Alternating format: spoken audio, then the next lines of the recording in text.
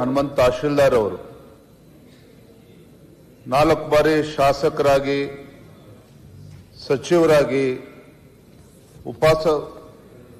ಸಭಾಧ್ಯಕ್ಷರಾಗಿ, ರೀತಿ ಒಬ್ಬ ಸಜ್ಜನ ರಾಜಕಾರಣಿ, ಹಿರಿಯ ಸದಸ್ಯರು ಹೇಳಿದಾಗೆ ಹಾನಗಲ್ ವಿಧಾನಸಭಾ ಕ್ಷೇತ್ರದಲ್ಲಿ, ಯಾಕಂದ್ರೆ ಇವತ್ತಿನ ಕಾಲಘಟ್ಟದಲ್ಲಿ ರಾಜಕಾರಣ ಅಥವಾ ಚುನಾವಣೆ ಗೆಲ್ಲಬೇಕು ಅಂತ ಹೇಳಿದ್ರೆ ಜಾತಿಯನ್ನ ಮೀರಿ ಯಾರು ಕೂಡ ಗೆಲ್ಲೋದಕ್ಕೆ ಸಾಧ್ಯ ಇಲ್ಲ. ಅವರ ಸಮಾಜ ಇಲ್ಲದೇ ಇದ್ರೂ ಸಹ ಎಲ್ಲರನ್ನ ವಿಶ್ವಾಸಕ್ಕೆ ತೆಗೆದುಕೊಂಡು ಗೆದ್ದಂತ ಒಬ್ಬ ಸದಸ್ಯರು ಇವತ್ತು ನಮ್ಮಿಂದ ದೂರ ಆಗಿದ್ದಾರೆ.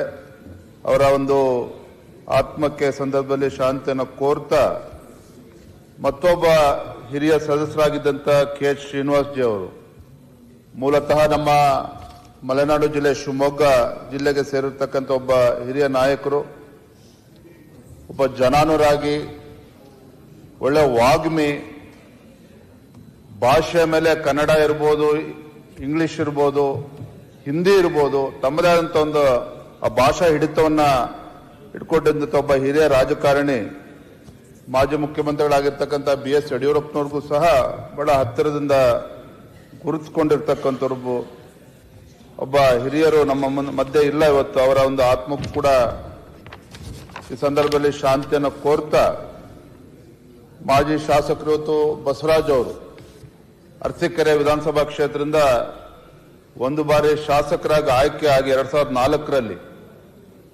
ಒಬ್ಬ ಸಜ್ಜನ ರಾಜಕಾರಣಿ, ಅವರು ಕೂಡ ನಮ್ಮಿಂದ ಇವತ್ತು ದೂರ ಆಗಿದ್ದಾರೆ.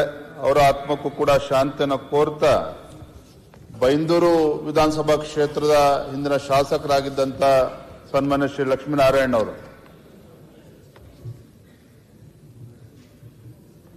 ಅವರು ಸಹ ನಮ್ಮಿಂದ ಇವತ್ತು ದೂರ ಆಗಿದ್ದಾರೆ. ಕೈಮಗ್ಗ ನಿಗಮದ ಒಂದು ಸದಸ್ಯರಾಗಿ ಮೀನುಗಾರಿಕೆ ಅಭಿವೃದ್ಧಿ ನಿಗಮದಲ್ಲಿ ಅವರದೇ ಆದಂತ ಒಂದು ಕೊಡುಗೆಯನ್ನು ಕೂಡ ಅವರು ನೀಡಿದ್ದಾರೆ. ಒಬ್ಬ ಸಜ್ಜನ ರಾಜಕಾರಣಿ, ಅವರ ಒಂದು ಆತ್ಮಕ್ಕೂ ಕೂಡ ಶಾಂತಿಯನ್ನು ಕೋರ್ತಾ ಹಿರಿಯ ಒಬ್ಬ ಶಾಸಕರಾಗಿದ್ದಂಥ ವೆಂಕಟರೆಡ್ಡಿ ಮುದ್ನಾಳ್ ಅವರು, ಯಾದಗಿರಿಯಲ್ಲಿ ಜನಿಸಿದಂಥ ವೆಂಕಟರೆಡ್ಡಿ ಮುದ್ನಾಳ್ ಅವರು ಒಬ್ಬ ಸಜ್ಜನ ರಾಜಕಾರಣಿ, ಒಂದು ರೀತಿ ಅಜಾತ ಶತ್ರು ಅಂತಾನೆ ಹೇಳ್ಬೋದು. ಅವರು ಕೂಡ ನಮ್ಮಿಂದ ದೂರ ಆಗಿದ್ದಾರೆ. ಅವರ ಆತ್ಮಕ್ಕೆ ಕೂಡ ಶಾಂತಿಯನ್ನು ಕೋರ್ತಾ ದೇಶದ ಹೆಮ್ಮೆ ರತನ್ ಟಾಟಾ ಅವರು ಒಬ್ಬ ಖ್ಯಾತ ಕೈಗಾರಿಕೋದ್ಯಮಿ, he was a great philanthropist and he was a legend as well ಅಂತ ಒಬ್ಬ ಮಹಾನ್ ನಾಯಕ. ಯಾಕೆಂತ ಹೇಳಿದ್ರೆ ಕೈಗಾರಿಕಾ ಕ್ಷೇತ್ರದಲ್ಲಿ ತಮ್ಮದೇ ಆದಂತ ಒಂದು ಛಾಪನ್ನ ಮೂಡಿಸಿ ಬಹುಶಃ ಎಲ್ಲ ಕ್ಷೇತ್ರದಲ್ಲೂ ಕೂಡ ಅವರೊಂದು ಅತ್ಯುತ್ತಮ ಸಾಧನೆಯನ್ನ ಗಳಿಸಿದಂತಕ್ಕಂಥ ಪರಿಣಾಮವಾಗಿ ಪದ್ಮಭೂಷಣ, ವಿಭೂಷಣ ಅಂತಕ್ಕಂಥ ಅತ್ಯುನ್ನತ ಪ್ರಶಸ್ತಿಯನ್ನು ಕೂಡ ಪಾತ್ರರಾಗಿ ಅವರದೇ ಆದಂತ ಒಂದು ಸೇವೆಯನ್ನ ಈ ದೇಶಕ್ಕೋಸ್ಕರ ಮಾಡಿದ್ದಾರೆ.